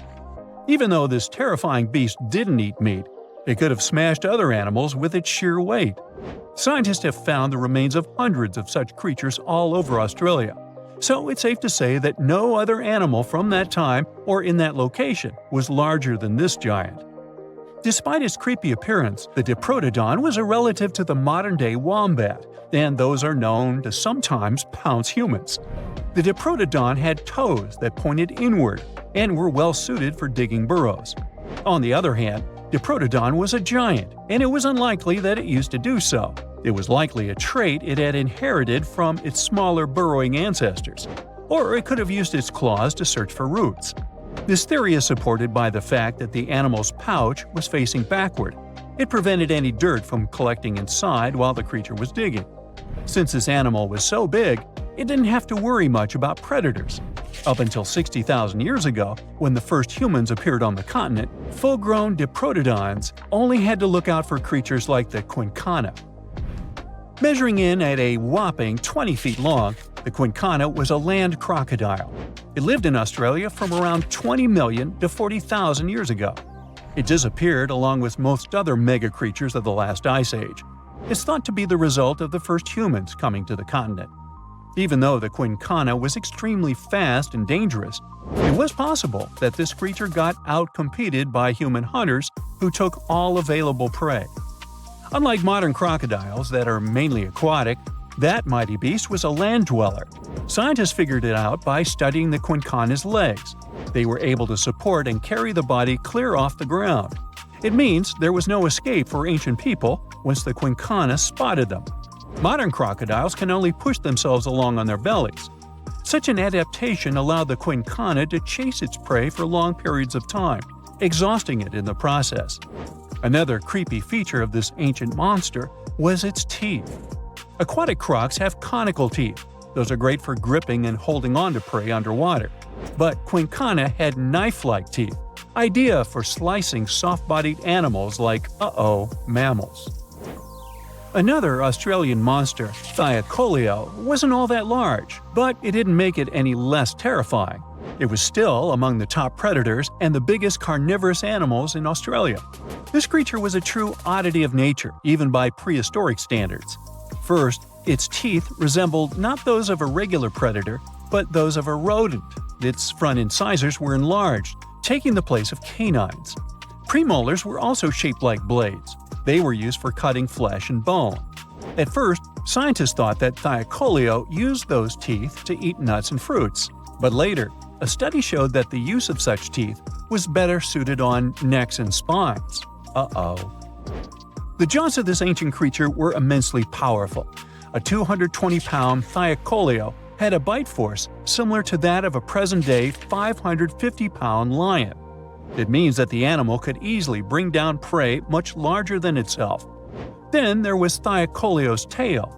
It had strong muscles which provided the animal with the ability to use the tail as support when tackling large prey. The Thylacoleo had retractable claws, and this feature is very uncommon among marsupials. It allowed the animal to keep its razor-sharp hooks from getting blunt and could help it get a better grip on its prey. Scientists are quite sure that, like today's leopards, the Thylacoleo could climb trees and jump on other animals from above. It was done so fast and stealthily they never knew what hit them. The creature's rear feet support this theory. The first toe there was reduced, but the foot had a rough pad like what modern-day possums have. It allowed them to have a better grip while climbing. Right after scientists found the first skull of the Megatherium, this animal was classified as a lizard. That's why its name translates to small groomer. But after they discovered more complete fossils, it turned out that the Megatherium was a giant turtle. But that's not all. It was one of the largest land turtles to ever have existed. The main reason researchers initially believed the creature to be a lizard was the fact that its skull was adorned with a series of spikes. It's something the modern-day horned lizard can boast. But even after discovering the true nature of the Megatherium, scientists still don't know how to properly catalog it. It might have been a creature that folded its neck under its spine, or it could have folded it to the side. Beside those defensive mechanisms on its head, the Megatherium was also equipped with a spiked tail, which was probably used to prevent predators from attacking the animal from behind. Most species of the Megatherium disappeared around 2,000 to 3,000 years ago because of humans who hunted them to extinction in both Australia and on the surrounding islands. It took around 2 centuries for these turtles to go extinct in that region of the globe. The Megatherium was a giant Australian lizard that existed at the end of the Pleistocene epoch. It looked like a Komodo dragon and the Australian monitor lizard, which are both believed to be Megalonia's closest living relatives. Fossils tell us that the ancient animal was anywhere from 15 to 26 feet in length. Ow! The youngest fossil remains of this ancient Australian monitor lizard date back to about 50,000 years ago. The first indigenous settlers must have encountered Megatherium, which led to the lizard's extinction. Originally, scientists thought that the Megatherium was the only member of the genus Megatherium, but these days it belongs to the genus Varanus, which means that the prehistoric creature is closely related to other Australian monitor lizards. Our next giant creature on the list was once dubbed an ostrich on steroids. I mean, look at it. It was the last of the thunderbirds to go extinct in Australia. The Genurus lived on the continent at the same time as early humans. They might have coexisted for 15,000 years or so before the huge bird eventually disappeared. This theory has some proof. The bird's fossils found along with human artifacts. Some cave paintings also depict flightless birds similar to the Genurus in size and shape. Although it wasn't the largest bird in Australia, The goose-like creature was still as tall as a grown-up man and weighed around 550 pounds. Even a modern-day ostrich can be dangerous if it feels threatened. Imagine meeting its giant prehistoric relative. Scientists are still arguing about its diet.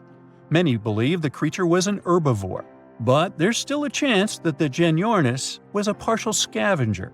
Its small, stubby wings and powerful hoof-like legs hint that the bird could have been a plant eater. But its huge beak and exceptionally deep lower jaw evoke suspicion.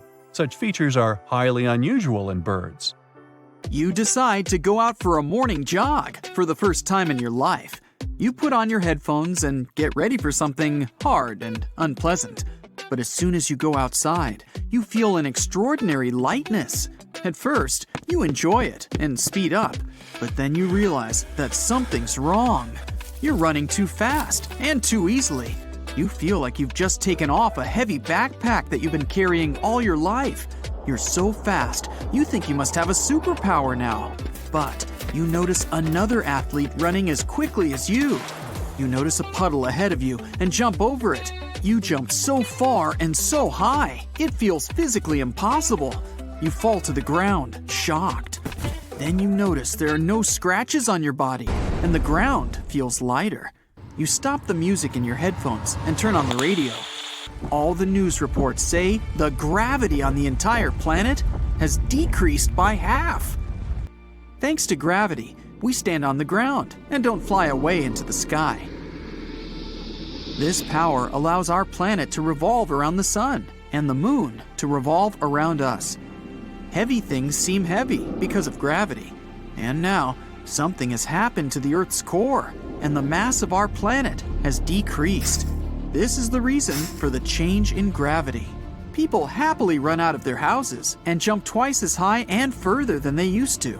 Any objects seem twice as light to you. Your body has become lighter, so you can easily stand on your hands. But still, you don't feel like a superhero. You can't lift a car, even if its weight was reduced by half.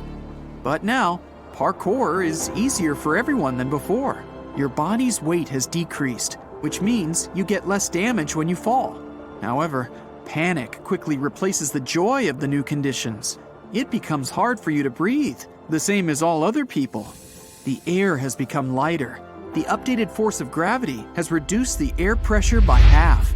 Now you feel like you're at an altitude of 16,500 feet among the streets of a usual town. It's like you're halfway to the top of Mount Everest. The air is no longer as dense, and the main part of it has settled in the atmosphere.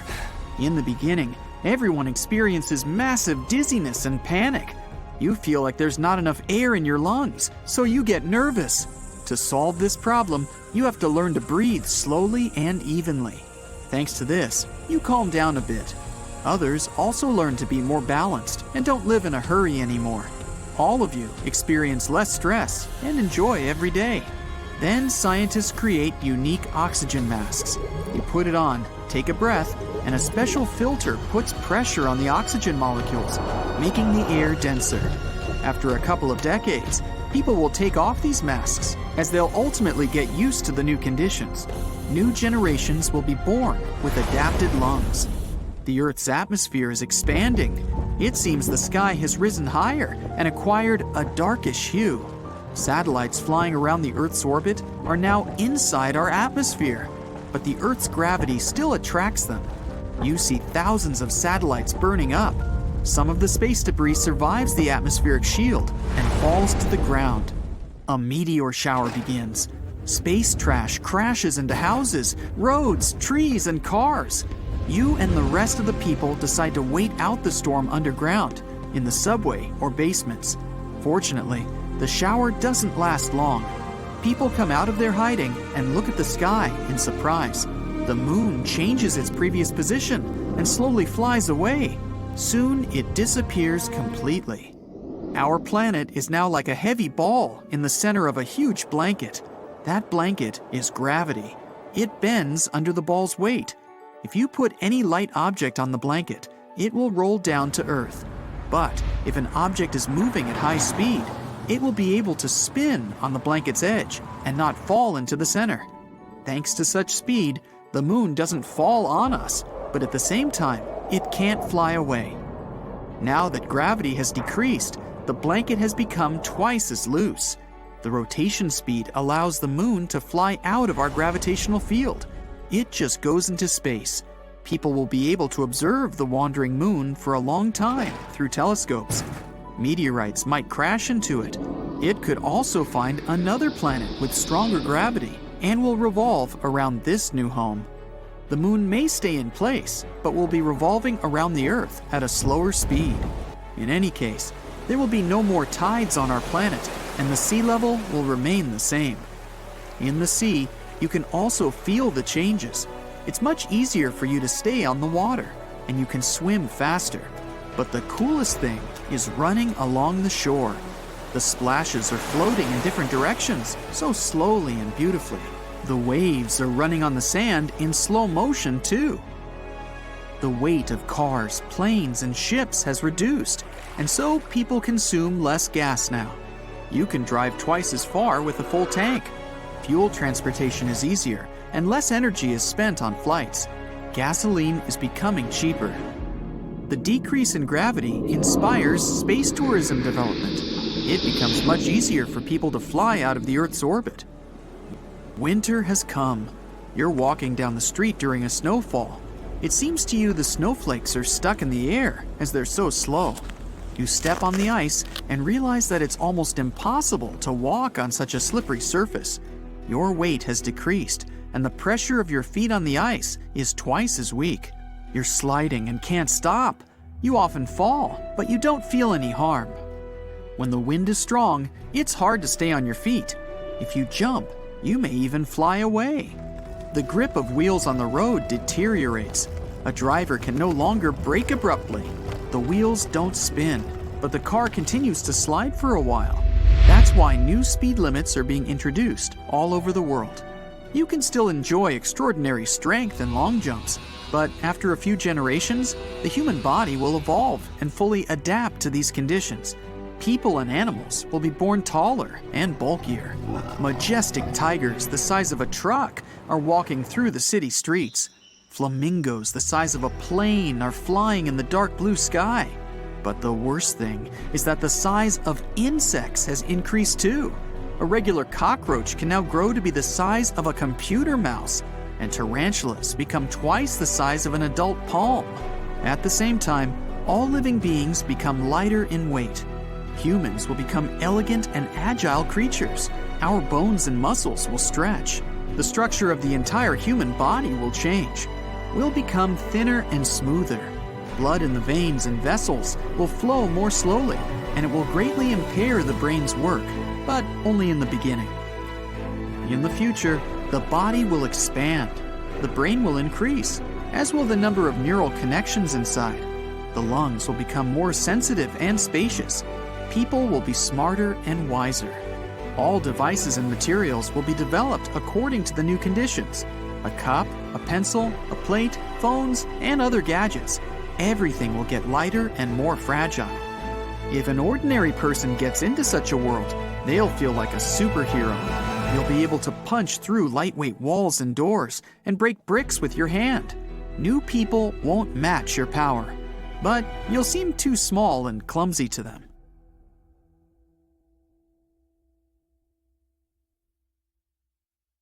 Meet Costello. He's a Brazilian reef octopus. But Costello isn't a regular octopus. While watching him, scientists began to suspect that he might be experiencing nightmares. When he was sleeping, he was changing colors, making some wild movements, expelling water, and even releasing ink.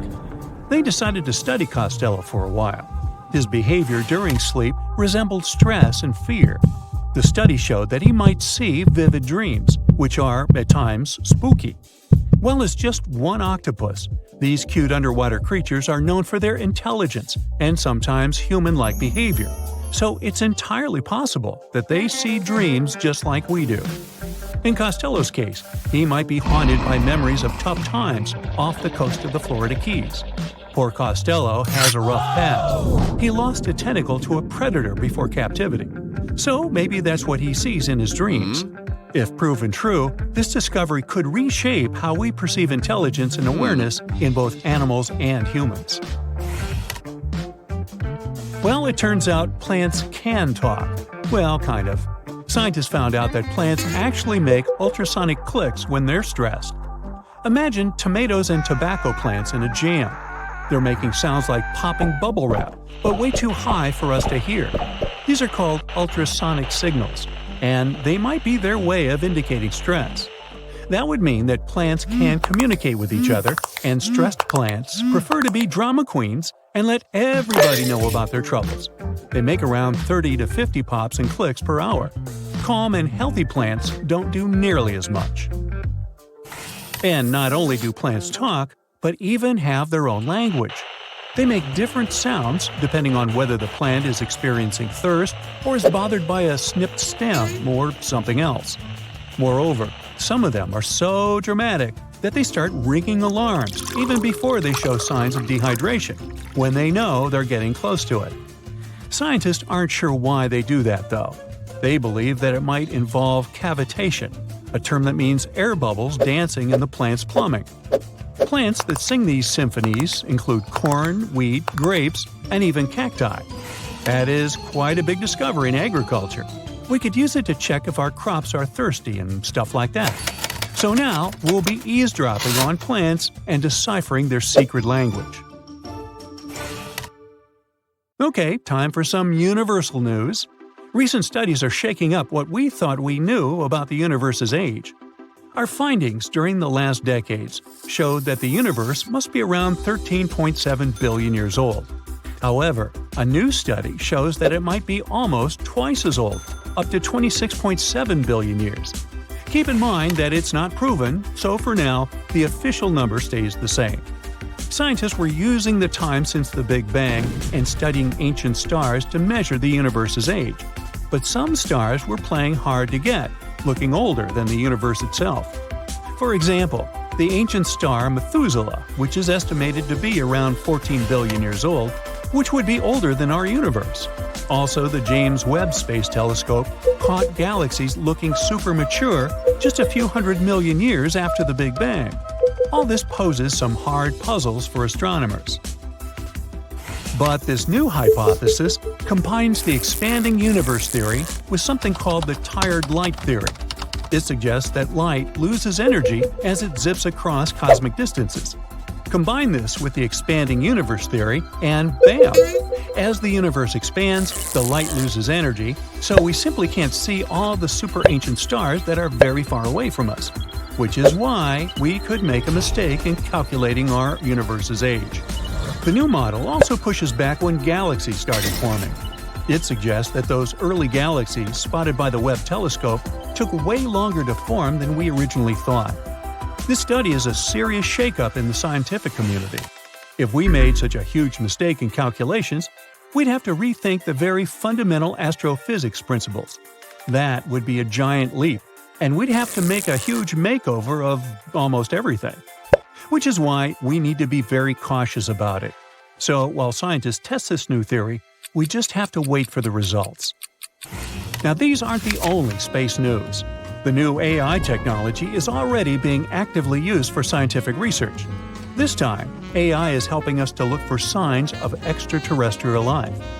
Researchers in SETI created machine learning algorithms that would help us sift through the cosmic noise faster and more efficiently. When you point a radio telescope at the stars, it's like turning into a celestial radio station that's full of different signals. We catch everything from pulsars to radio galaxies and earthly interference. Obviously, it would be pretty hard to identify a potential signal from extraterrestrials in all this mess. For over 60 years, scientists had to do all this manually. It was a daunting task to scan the skies and explore countless stars and radio frequencies. But now, AI came to help. The algorithms are trained to recognize and distinguish known interference patterns, like those from mobile phones and electronic devices amidst the cosmic data. They spot anything deviating from known patterns, the potential needle in the haystack. And we've already had some breakthroughs here. The astronomers caught 8 signals that didn't fit known patterns. While not confirmed as extraterrestrial life, They show that there's a great potential for future research. Going back to animals, this time we're visiting prehistoric Earth. Imagine turtles so massive they make today's turtles look like tiny toys. Recently, scientists stumbled upon the fossilized remains of one of these giants. It's a sea-dwelling titan that cruised the European waters about 80 to 70 million years ago. The discovery was accidental. A hiker in northern Spain stumbled upon fragments of this creature near the Pyrenees Mountains. This turtle was roughly the size of a rhino, around 30 feet in length. Just to give you an idea, this creature would be about the size of an average car. It shows that extreme sizes were more common before an extinction event. The turtles we know now, of smaller, still substantial sizes, dominated afterward. But the ancient oceans were filled with giant turtles munching on mollusks and jellyfish. This discovery also challenges the idea that gigantic turtles were exclusive to North America. The existence of this turtle proves that these colossal reptiles were hanging out in European waters too. So this might be just the tip of an iceberg, and you'll want to steer around that one too. And finally, NASA's James Webb Space Telescope has made a great discovery. It detected a crucial carbon compound in space. It's called methycation, and this tiny molecule, even if it might seem insignificant, could help us unlock the secrets of interstellar organic chemistry. Carbon is incredibly important. Carbon molecules are building blocks that construct everything from stars to planets to, well, us. It's the key ingredient for life, and scientists are eager to understand how it shaped our existence on Earth, and if it could do the same elsewhere in the universe. And methycation plays a very important role in the creation of complex carbon-based molecules. That's why it's very cool that we discovered methycation, even if it's very far away. NASA scientists found it in a young star system. This system is chilling about 1,350 light-years away from us, in the Orion Nebula. The star in this system, which is smaller and a bit weaker than our Sun, is bombarded by intense ultraviolet light from nearby hot, young, massive stars. You'd think such strong UV radiation would destroy complex organic molecules. But the research team believes that it might actually kickstart the formation of these carbon compounds. Maybe stronger stars and their insane radiation levels actually work as energy sources for life. They set off a chemical chain reaction, which results in complex carbon stuff like plants and animals. Seems like we found yet another puzzle piece.